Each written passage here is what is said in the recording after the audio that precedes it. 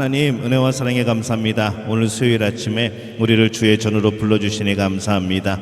오늘 말씀 가운데, 오늘 찬양 가운데, 오늘 주 앞에 드리는 예배 가운데 함께하여 주옵소서. 예수님의 이름으로 기도합니다. 아멘. 자, 우리 옆에 분들에게 인사합니다. 하나님이 우리와 함께 하십니다. 한 번 더 인사합니다. 오늘 예배 가운데 하나님이 함께 하십니다.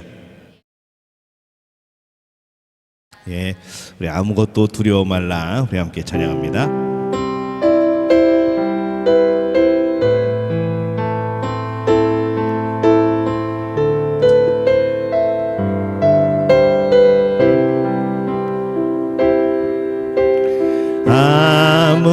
아무것도 두려워 말라. 주 나의 하나님이 지켜주시네. 놀라지 마라. 겁내지 마라. 주님 나를 지켜주시네. 아무것도 두려워 말라. 아무것도 두려워 말라. 주 나의 하나님이 지켜주시네. 놀라지 마라. 겁내지 마라. 주님 나를 지켜주시네. 내 맘이 힘에 겨워 지칠지라도 주님 나를 지켜주시네. 세상의 험한 풍파 몰아칠 때도 주님 나를 지켜주시네. 주님은 나의 산성, 주님은 나의 요새, 주님은 나의 소망, 나의 힘이 되신 여호와. 내 맘이 힘에 겨워, 내 맘이 힘에 겨워 지칠지라도 주님 나를 지켜주시네. 세상의 험한 풍파 몰아칠 때도 주님 나를 지켜주시네. 주님은 나의 산성, 주님은 나의 요새, 주님은 나의 소망, 나의 힘이 되신 여호와. 주님은 나의 산성, 주님은 나의 산성, 주님은 나의 요새, 주님은 나의 소망, 나의 힘이 되신 여호와. 우리 천국은 마치, 우리 힘차게 박수 치면서 함께 찬양합니다.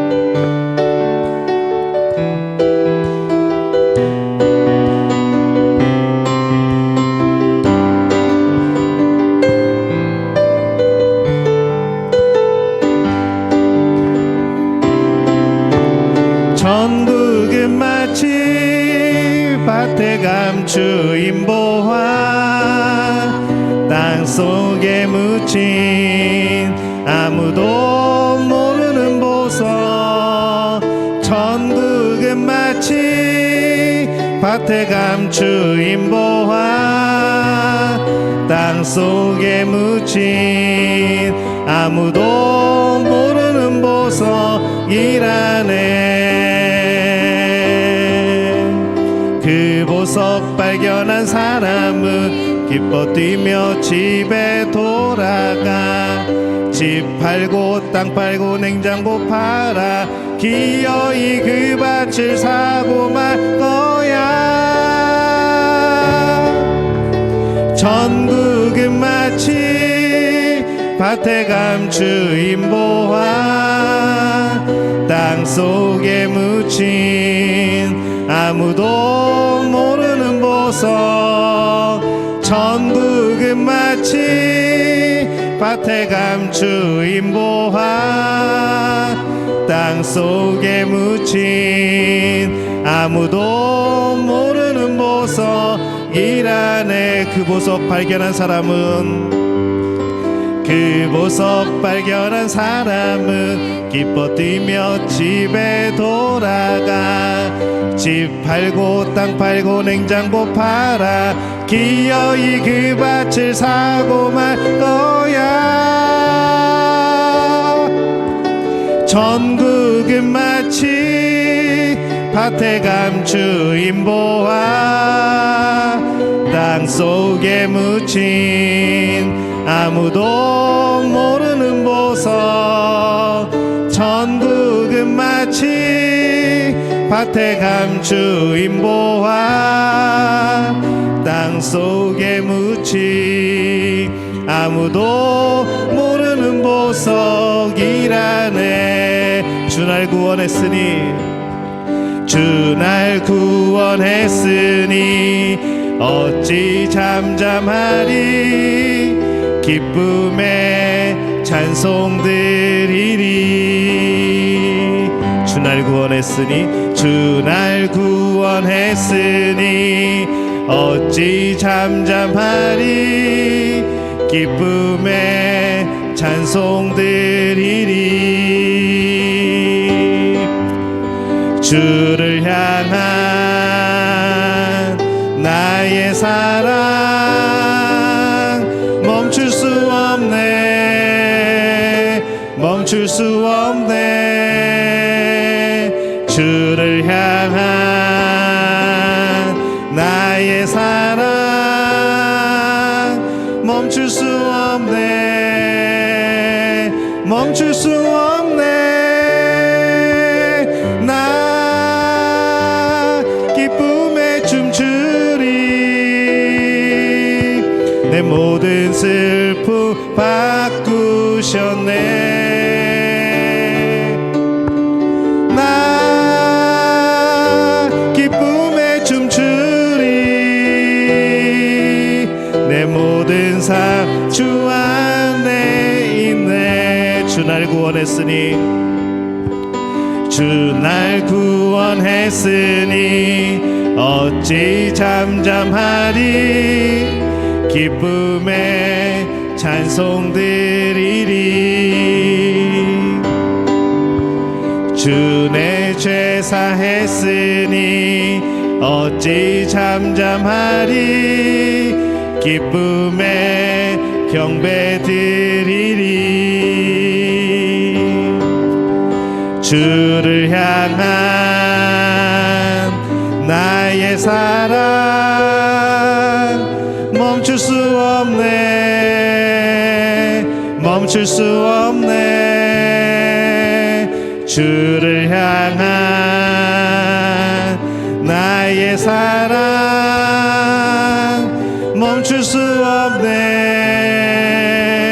멈출 수 없네. 나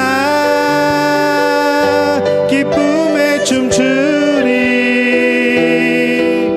내 모든 슬픔 바꾸셨네. 나 기쁨에 춤추리. 내 모든 삶 주 안에 있네. 나 기쁨에 춤추리.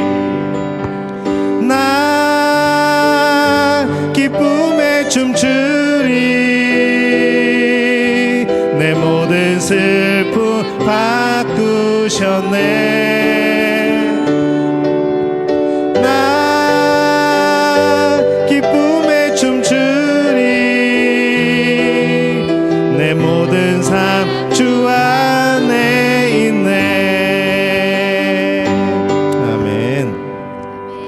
주님을 보게 하소서. 찬양합니다.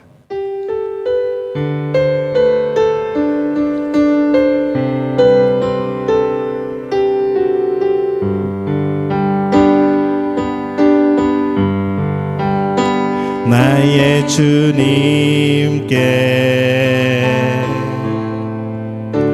찬양 드리며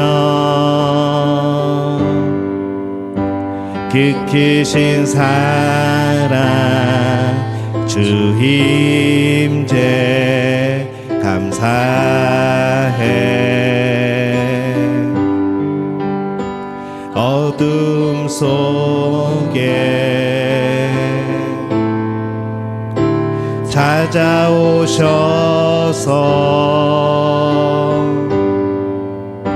주님의 영광 보게 하시네.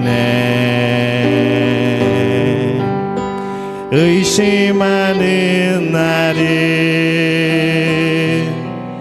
손 내밀어 잡아주시네.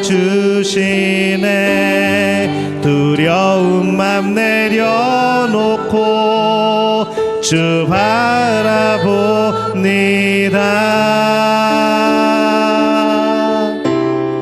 주님을 보게 하소서. 나를 붙드소서. 내 뜻과 내 생각 내려놓고 주님 앞에 나 엎드려 주의 음성 기다리니 나를 부르실 때 믿음으로 걸어가리. 나의 주님께 나의 주님께 찬양 드리며 그 크신 사랑 주 힘제 감사해.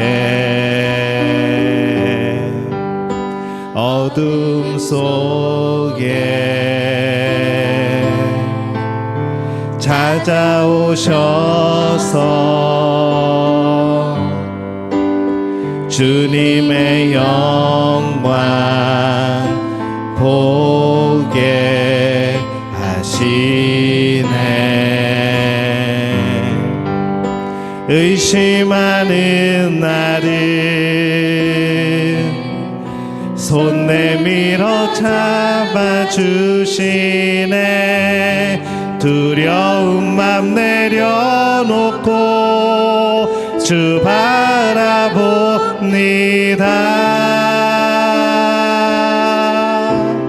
주님을 보게 하소서.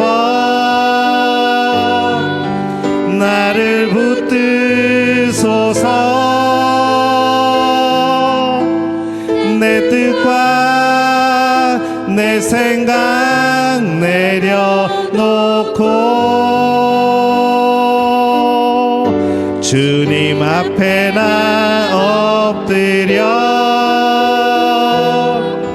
주의 음성 기다리니 나를 부르실 때 믿음으로 걸어가리. 주님을 보게 하소서. 주님을 보게 하소서. 나를 붙드소서. 내 뜻과 내 생각 내려놓고 주님 앞에 나 엎드려 주의 음성 기다리니 나를 부르실 때 믿음으로 걸어가리. 하리. 이 시간 함께 기도합니다. 하나님, 나를 붙들어 주옵소서. 오늘 예배하는 10년 가운데 역사하여 주옵소서. 주의 성령이 주시는 은혜, 주의 성령이 감동하시는 그런 하나님의 뜻 우리 마음속에 새기고 오늘 그것을 깨닫고 주님 앞에 헌신되어지는 우리의 삶이 되어지게 도와주옵소서. 오늘 예배 가운데에 하나님의 마음을 알기를 원합니다. 오늘 예배 가운데 하나님의 뜻을 알기를 원합니다. 오늘 그 마음 우리와 합하여 하나님 앞에 영광 돌리는 복된 예배가 되게 도와주옵소서. 우리 주여 한번 외치고 함께 통성으로 기도합니다. 주여, 아버지 하나님, 은혜와 사랑에 감사를 드립니다. 오늘 수요일 아침에 하나님 앞에 찬양하며 또 하나님 앞에 예배합니다. 우리 가운데 임하여 주옵소서. 주의 성령께서 함께하여 주시어서 오늘 주시는 귀한 말씀 속에서 하나님의 뜻과 하나님의 역사하심 또 하나님의 계획을 알 수 있는 우리들 되어지게 도와주옵소서. 그 말씀이 우리 삶에 적용이 되어지고 그 말씀이 하나님의 뜻을 아는 하나님의 마음을 알아가는 복된 길이 되어지게 주님 역사하여 주옵소서. 매 순간마다 주님 우리를 인도하시고 우리와 함께 역사하시고 하나님의 깊으신 뜻 가운데 오늘 주신 말씀 통하여서 우리의 삶이 변화되어지는 놀라운 역사를 이루어 주옵소서. 주님도 오실 줄로 믿습니다. 함께 하실 줄로 믿습니다. 주님 역사하여 주시옵소서.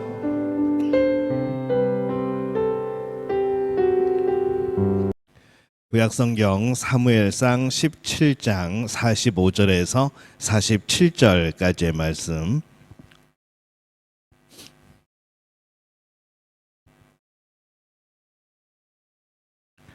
자, 우리 한 목소리로 함께 봉독합니다.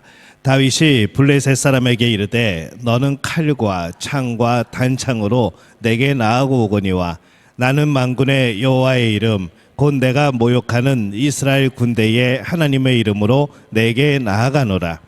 오늘 여호와께서 너를 내 손에 넘기시리니 내가 너를 쳐서 내 목을 베고 블레셋 군대의 시체를 오늘 공중의 새와 땅의 들짐승에게 주어 온 땅으로 이스라엘의 하나님이 계신 줄 알게 하겠고 또 여호와의 구원하심이 칼과 창에 있지 아니함을 이 무리에게 알게 하리라. 전쟁은 여호와께 속한 것인즉 그가 너희를 우리 손에 넘기시리라. 아멘. 하나님의 은혜가 오늘 수요 예배에 함께한 우리 믿음의 가족들에게 역사하시기를 예수님의 이름으로 축원합니다. 오늘 중심을 보시는 여호와라는 제목을 가지고 함께 말씀을 나눕니다. 이 엘라 골짜기라는 곳에서 이스라엘과 블레셋이 전투를 벌입니다. 이스라엘 민족이 굉장히 위기에 처해 있죠. 근데 위기는 반드시 위인을 만드는 위대한 기회이기도 합니다. 이 암몬과의 전투가 이 기름 부음 받은 사울을 왕으로 공식 추대하는 그런 계기가 되었고 또 이 엘라 골짜기의 전투 역시 이 기름 부음 받은 다윗을 장래의 이스라엘 왕으로 확인하는 그런 계기가 되어지는 겁니다. 세상이 평안할 때는 이렇게 위인이 잘 나오지 않습니다. 뭔가 어렵고 뭔가 복잡하고 굉장히 뭔가 이렇게 안 좋을 때에 그럴 때 이제 위인들이 많이 나타나는 것이죠. 이 전쟁의 배경은 그렇습니다. 블레셋 민족이 이제 이스라엘의 가나안에 정착할 즈음에 이 블레셋은 서쪽 해안지대에 그때 정착을 합니다.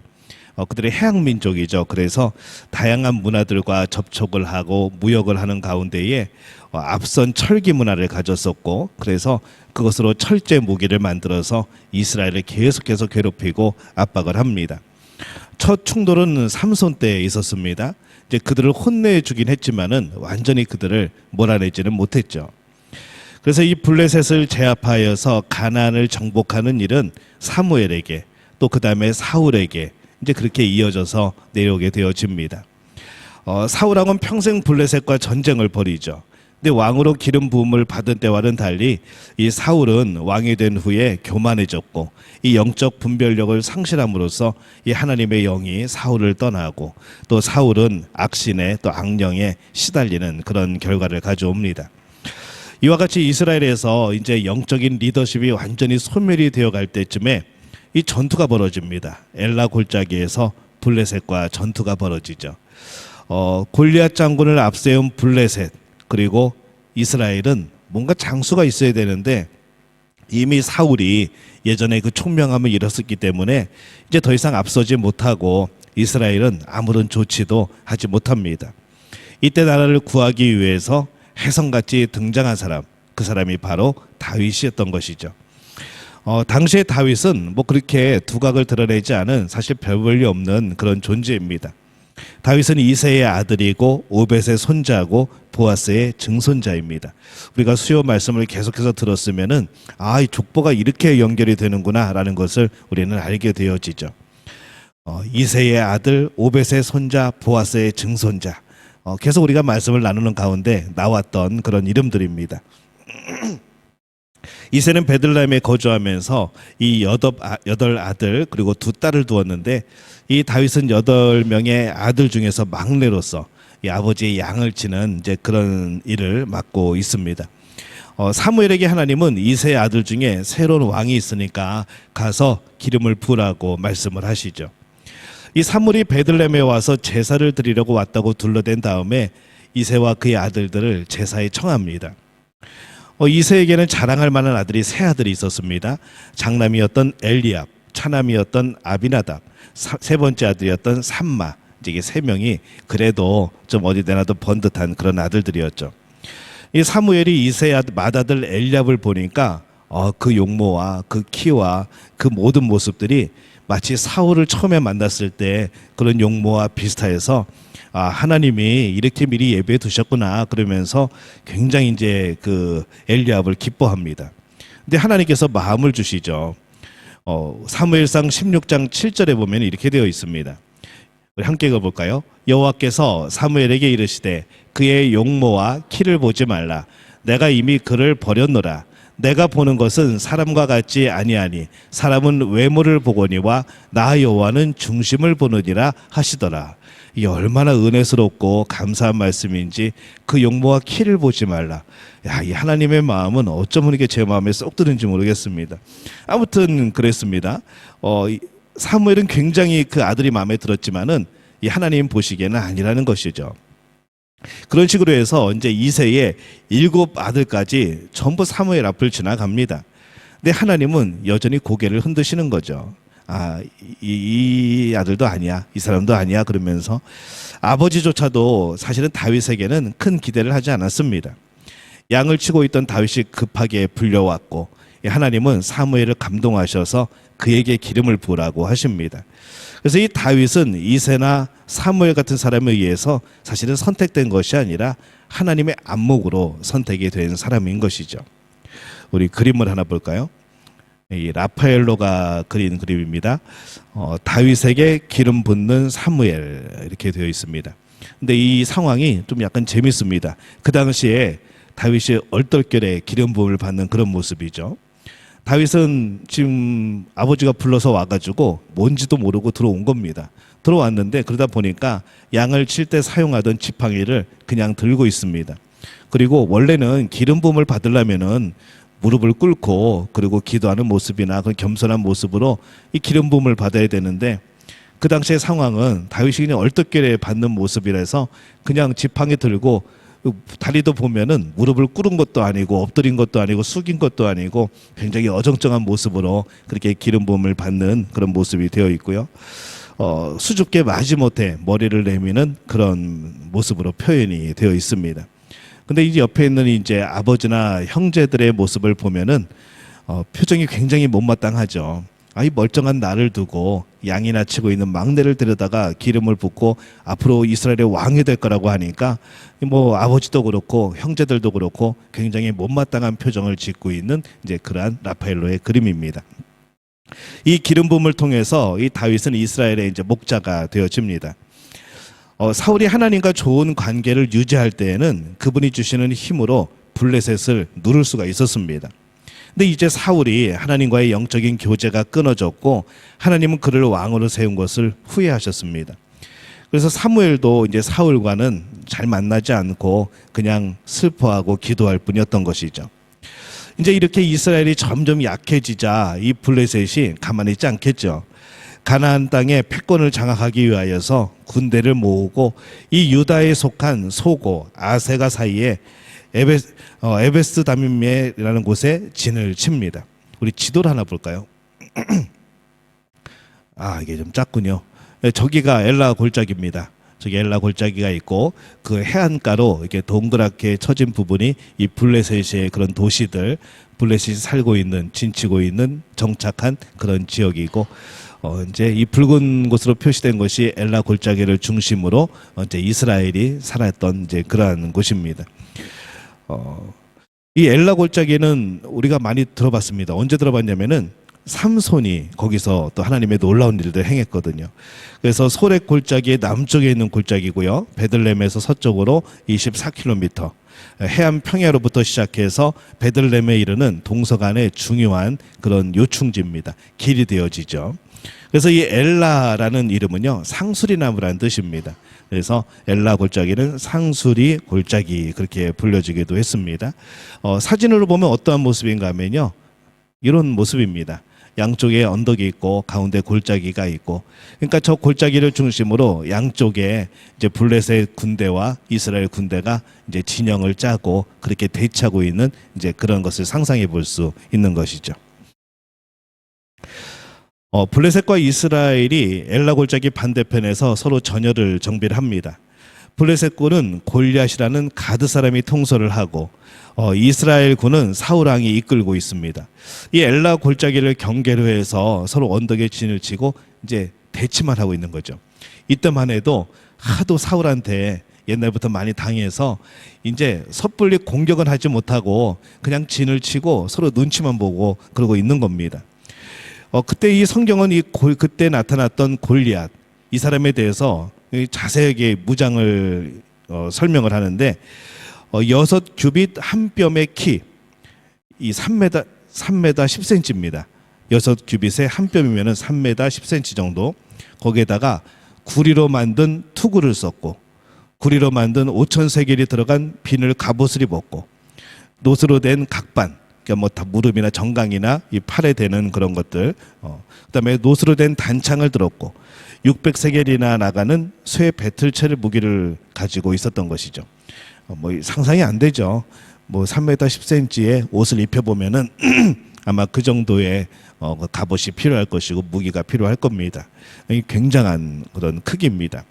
그래서 이 그가 살고 있는 가드라는 곳은 이 아낙 자손들이 살던 곳입니다. 옛날에 정탐을 갔다가 그곳에 있는 사람들은 기골이 장대하고, 와, 그들 앞에 보면 우리는 메뚜기 같다고 표현했던 이제 바로 그 족속들인 것이죠. 그래서 이 골리앗은 아낙 자손의 후손입니다. 가장 유명한 자였겠죠. 이 교착 상태가 계속 이렇게 되는 가운데에 이스라엘 중에 자신에게 대적할 상대가 없다는 것을 이 블레셋이 알고 매일 아침 저녁으로 그 골리앗이 앞으로 나와서 이스라엘 군대를 모욕을 합니다. 사무엘상 17장 8절에서 10절에 보면은 이렇게 말씀을 하죠. 우리 함께 읽어볼까요? 그가 서서 이스라엘 군대를 향하여 외쳐 이르되 너희가 어찌하여 나와서 전열을 벌였느냐? 나는 블레셋 사람이 아니며 너희는 사울의 신복이 아니냐? 너희는 한 사람을 택하여 내게로 내려보내라. 그가 나와 싸워서 나를 죽이면 우리가 너희의 종이 되겠고, 만일 내가 이겨 그를 죽이면 너희가 우리의 종이 되어 우리를 섬길 것이니라. 그 블레셋 사람이 또 이르되 내가 오늘 이스라엘 군대를 모욕하였으니 사람을 보내어 나와 더불어 싸우게 하라 한지라. 계속해서 이렇게 목소리 크게 방송을 하는 겁니다. 그러니까 이 듣고 있을 때 얼마나 이게 속이 뒤집어지겠습니까? 당장 가서 치고 싶은데 이 마땅한 장수가 없는 것이죠. 이제 성경의 기자는 이 골리앗의 발언을 굉장히 완곡하게 부드럽게 표현을 한 겁니다. 아마 이 골리앗은 듣기 민망한 아마 욕을 써가면서 이스라엘과 이스라엘 하나님을 아마 욕했을 겁니다. 저주하고 경멸하고 그랬을 것이죠. 이 성경에는 그렇게까지 표현은 되어 있지 않지만은 뭐 전쟁할 때 예의 차리고 상대방 생각하고 뭐 그러겠습니까? 그냥 우리 안에 있는 그런 가장 악한 말들, 가장 더러운 말들이 계속 뱉어지겠죠.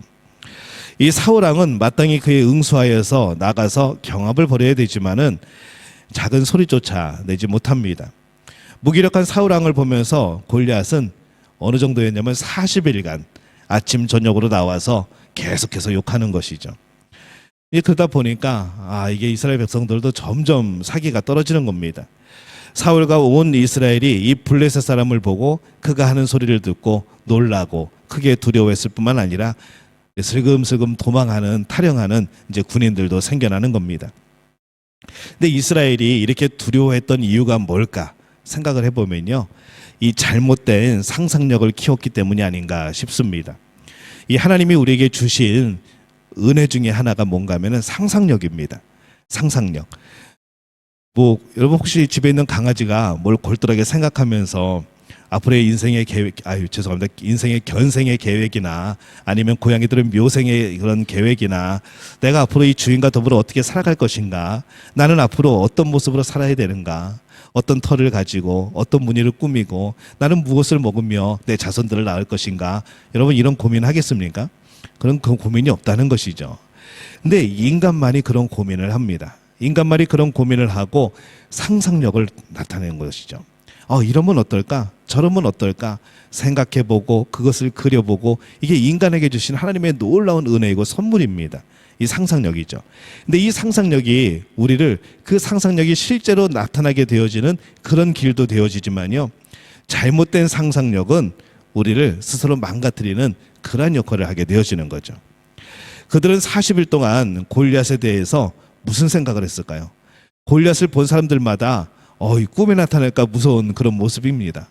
정말 그 앞에 섰더니 너무나도 크고 양쪽 골짜기에서 골리앗을 바라보는데 너무나도 잘 보이고, 아니 저게 사람이면은 그렇게 안 보여야 되는데 왜 이렇게 멀리 있는데도 잘 보이지? 그러면서 막 두려워하면서 이 두려운 상상력이 그들 사이에 퍼져갔던 것이죠.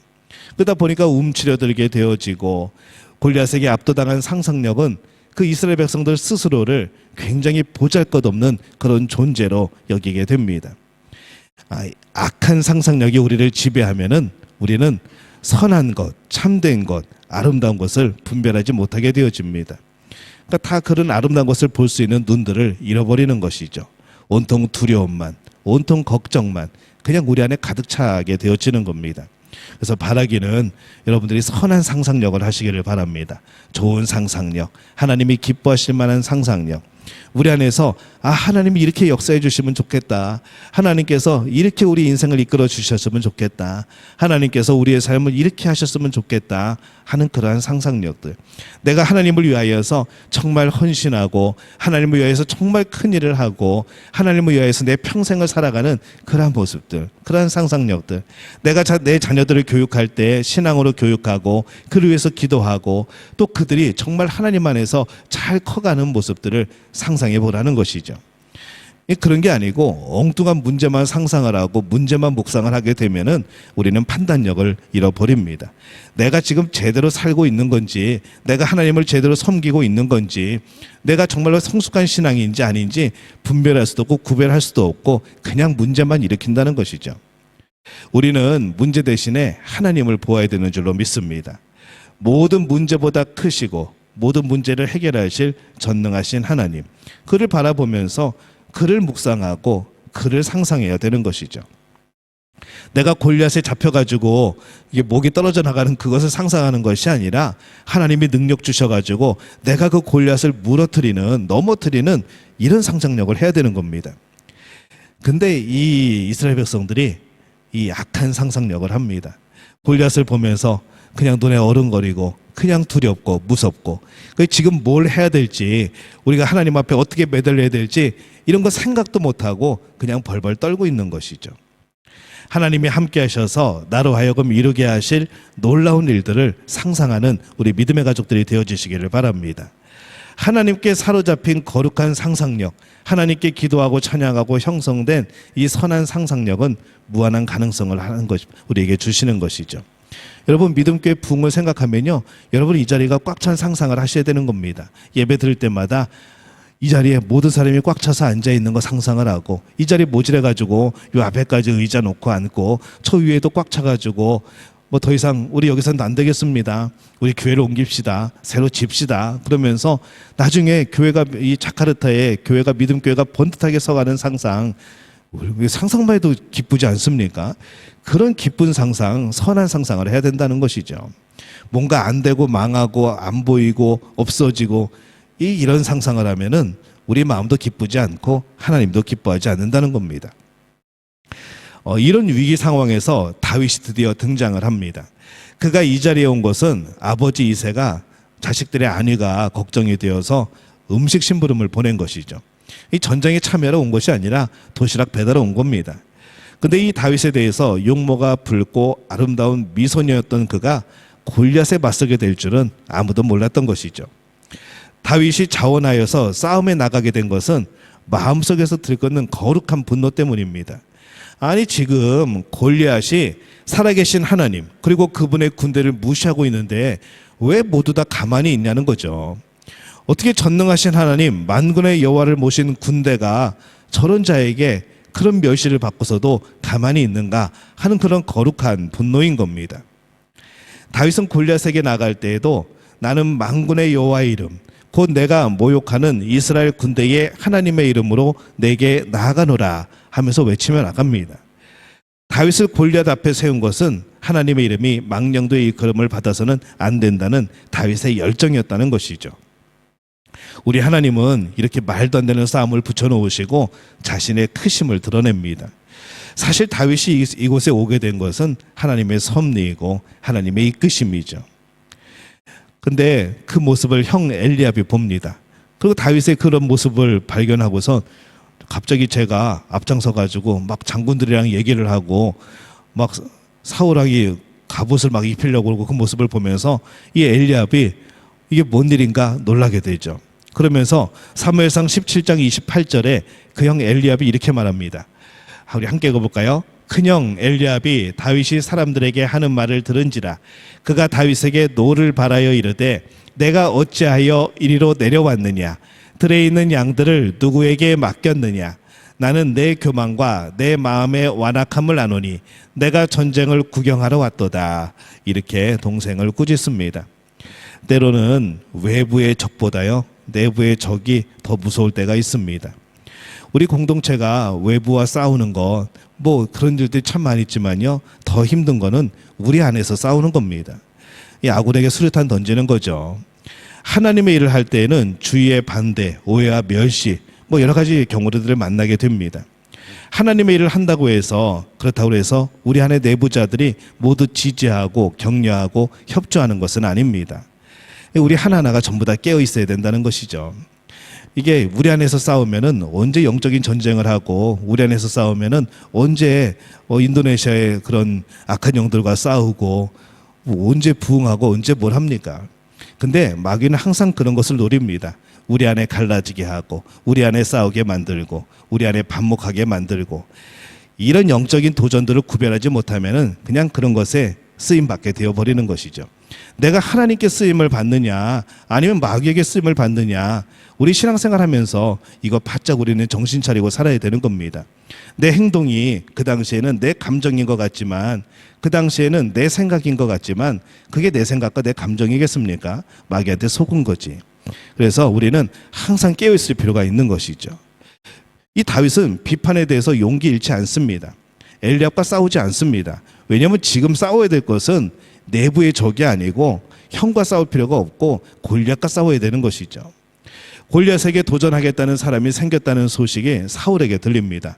그러니까 사울은 굉장히 기대를 했죠. 야, 우리 이스라엘 진영에도 저만한 장수가 있었는가? 그리고 와보라 그럽니다. 누가 왔습니까? 다윗이 왔죠. 웬 용모가 붉고 굉장히 미소년인 다윗이 쫄랑쫄랑 걸어 들어옵니다. 그런데 보니까 이 다윗은 아무리 봐도 전투 경험이 없거든요. 근데 다윗은 이렇게 항변을 합니다.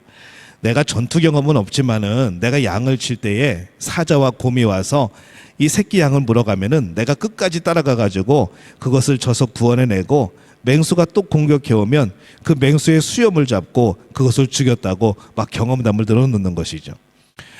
곰과 사자에서 골리앗으로 대상만 바뀌었지 하나님이 나에게 역사하시면 내가 이길 수 있다고 단호하게 말을 하는 겁니다. 그 모습을 본 사울은 어땠을까요? 이게 뭔 일인가 싶었겠죠. 근데 이 다윗의 용기와 그 근원은요 하나님께 있었던 겁니다. 다윗의 용기는 하나님이 주신 겁니다. 과거에 자기에서 일어났던 하나님의 역사를 정확하게 기억하고 있고 또 지금도 함께 하실 하나님의 역사를 그는 믿고 있었던 것이죠. 그래서 그 말에 하나님이 함께 하신다는 말에 이 사울은 다윗을 출전시킵니다. 그냥 나갈 수 없으니까 이 대표로 나간다는 것은 왕을 대신해서 나가는 거거든요. 그러다 보니까 사울이 자신의 갑옷을 줍니다. 입혀보니까 이게 맞을 리가 없죠. 거추장스럽고 오히려 힘들고, 그래서 이 갑옷을 다 벗어 던져버리고 그냥 손에 막대기 하나 들고 시냇가에서 매끄러운 돌 5개를 골라서 주머니에 넣고 그러고 출전을 하는 겁니다. 다윗이 지금 무엇을 하고 있냐면요, 싸우는 무기를 바꾼 겁니다. 보통 전쟁할 때에 누가 돌멩이 들고 나갑니까? 근데 싸움에 무기를 바꿨습니다. 전쟁의 방식은 이게 아닙니다. 근데 이런 식으로 전쟁의 그런 모습을 바꾼 거죠. 골리앗이나 당대의 전술은 방어 위주의 편성입니다. 그래서 육중한 무장, 갑옷이 필요했죠. 그것을 뚫어야 되니까. 근데 이 다윗은 가벼운 복장으로 뭐 그냥 양칠 때 입던 옷 그대로 입고 그냥 막대기 하나 들고 돌 몇 개 주머니에 집어넣고 그러고 지금 나온 겁니다. 공격형 전술인 거죠.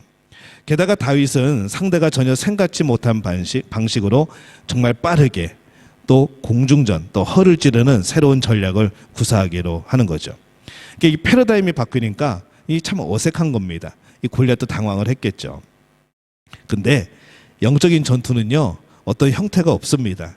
그냥 하나님을 의지해서 싸우는 거죠. 다윗에게는 복장과 폼이 중요하지 않습니다. 그에게는 하나님이 함께 하신다는 믿음, 자신이 이기리라는 확신, 그게 중요한 것이죠. 그래서 이 다윗은 이 싸움을 골리앗과 다윗의 개인적인 싸움 혹은 블레셋과 이스라엘의 싸움이라고 생각하지 않았습니다. 오히려 이방신과 악한 영들과 여호와의 싸움, 신앙과 신앙의 싸움으로 그 패러다임을 바꾼 겁니다. 그래서 이 살아계신 하나님과 하나님의 구원의 역사를 보이고자 하는 선한 싸움, 이 신앙의 싸움으로 만든 것이죠. 그의 말에는 싸움의 대상과 목적이 분명하게 드러나 있습니다. 우리는요, 자꾸 감정 가지고 싸웁니다. 우리는 내가 대접받지 못했다고 싸우죠. 우리는 내가 뭔가 서운하다고 싸웁니다. 근데 우리의 싸움의 대상은 그게 아니라는 거죠. 그게 목적인 것 같고 그게 가장 큰 문제인 것 같지만은 그게 아니고, 우리 하나님을 대적하는 것들에 대해서 우리는 싸우는 것이고 우리의 신앙을 공격하는 것들에 대해서 그 대상에 대해서 싸우는 겁니다. 싸움의 대상을 정확하게 하지 못하면은 그냥 아무데나 총 쏘는 거죠. 사무엘상 17장 45절에는 이렇게 되어 있습니다. 우리 함께 읽어볼까요? 다윗이 블레셋 사람에게 이르되 너는 칼과 창과 단창으로 내게 나아오거니와 나는 만군의 여호와의 이름 곧 내가 모욕하는 이스라엘 군대의 하나님의 이름으로 내게 나아가노라. 아멘. 믿음과 기도는 싸움의 대상을 바꿉니다. 문제와 우리의 싸움을 문제와 하나님의 싸움으로 바꾸는 것이죠. 하나님의 손에 나의 문제를 올려놓고서 이제는 이거 하나님 문제입니다 라고 말하는 겁니다. 싸움의 목적도 분명해야 됩니다. 온 땅으로 이스라엘에 하나님이 계신 줄을 알게 하겠고, 이 싸움에 내 개인적인 감정이 어디 있습니까? 이 싸움은요, 영적인 싸움은요, 이스라엘에 하나님이 계신 줄 상대방이 알게 하는 싸움입니다. 또 여호와의 구원하심이 칼과 창에 있는 것이 아니라 바로 하나님의 능력에 있는 것을 알게 하는 싸움이라는 것이죠. 우리가 싸워야 될 것은 이겁니다. 엉뚱한 게 아니라. 우리 그림 하나 볼까요? 예.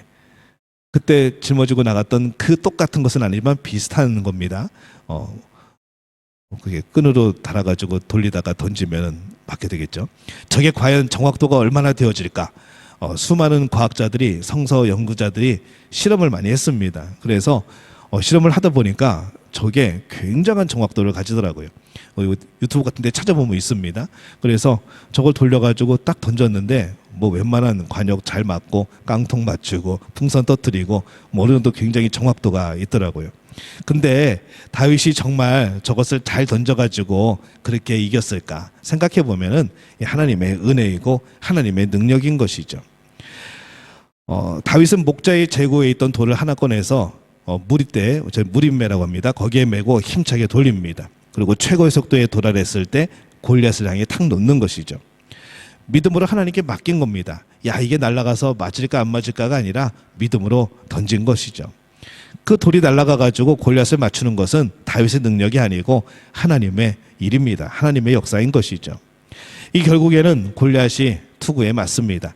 투구 사이에 가운데 열린 부분에 맞죠. 운 좋은 한 방이 아니고 하나님 손에 의해서 이루어진 역사입니다. 그래서 쓰러진 골리앗을 향해서 달려간 다윗은 골리앗의 칼을 빼고 그를 죽이고 목을 베입니다. 그래서 골리앗과 다윗의 결투는 완전한 다윗의 승리로, 아니 하나님의 승리로 끝나게 되어진 것이죠. 그림 하나 더 볼까요? 이게 그 장면입니다. 티치아노라는 사람이 그렸는데요. 골리앗을 쓰러뜨린 뒤에 다윗이 승리를 주신 분이 하나님임을 고백하면서 하늘을 향해 기도하는 모습이죠. 이미 골리앗은 쓰러졌고 칼에 찔렸고 이제 승리를 주신 하나님께 하늘을 향해서 두 손을 모으고 기도하는 다윗의 모습, 이제 그것을 아주 실감나게 역동적으로 그린 그런 그림입니다. 골리앗이 쓰러지자 이 블레셋 진영에는 오히려 이제 공포와 두려움이 있던 것이죠. 전에는 이스라엘 군대 진영에 두려움과 공포가 있었는데 이제 상황이 바뀐 겁니다. 마음의 우상이 무너지면은 육적인 힘조차 쓰지 못하고 몰락할 때가 있는 것이죠. 그래서 우리는 우상을 의지할 게 아니라 하나님을 의지해야 되는 겁니다. 블레셋은 전열이 와해되어지고 뿔뿔이 흩어지고 이제 고향으로 도망치기 시작합니다. 이스라엘이 추격하죠. 계속 추격하면서 죽입니다. 가드를 거쳐서 에그론에 이르기까지 추격을 하고 이제 거기서 멈춘 다음에 이스라엘은 돌아와서 블레셋 진영에 가보니까 거기에 무기도 있고 거기에 뭐 여러 가지 것들도 있고 뭐 굉장히 전리품들이 많은 것이죠. 그거를 다 챙겨가지고 다시 이제 돌아오게 되어집니다. 이제 사울이 다시 다윗을 부르죠. 이 골리앗의 머리는 나중에 예루살렘으로 옮겨졌고 그의 칼과 무기들은 장막에 이제 보존이 되어집니다. 가끔 인터넷에서 떠도는 사진 중에 그때의 골리앗의 그 해골이라는 이제 그런 사진이 있는데 거기 보면은 뭐 그게 진짜인지는 모르겠지만은 해골 그 가운데 이마에 여기가 뻥 뚫려 있는 이제 그런 큰 해골이 있는 것을 저도 한번 본 적이 있습니다. 뭐 그렇게 또 증거를 대는 것이죠. 이스라엘 앞에 나타난 블레셋 장수 골리앗처럼 우리의 삶과 신앙생활에서 큰 적들을 만날 때가 있는 것이죠. 이 적들이, 이 어려움이 문제가 너무나도 커서 내가 이길 수 있을까? 내가 저것을 견뎌낼 수 있을까? 그런 일들이 우리에게는 참 많습니다. 큰 문제가 거인인 것처럼 우리의 앞길을 막고 위협할 때가 많은 것이죠.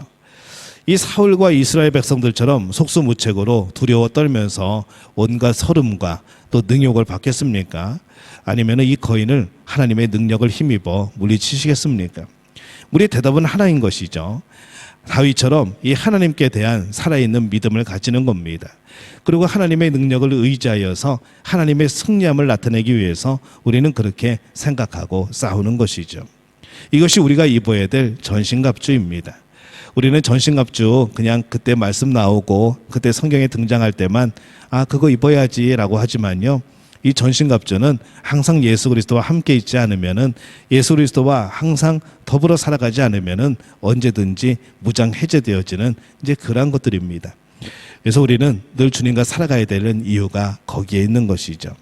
오늘 여러분들에게는 어떤 골리앗이 앞에 진치고 있습니까? 어떤 골리앗이 하나님을 욕하고 있습니까?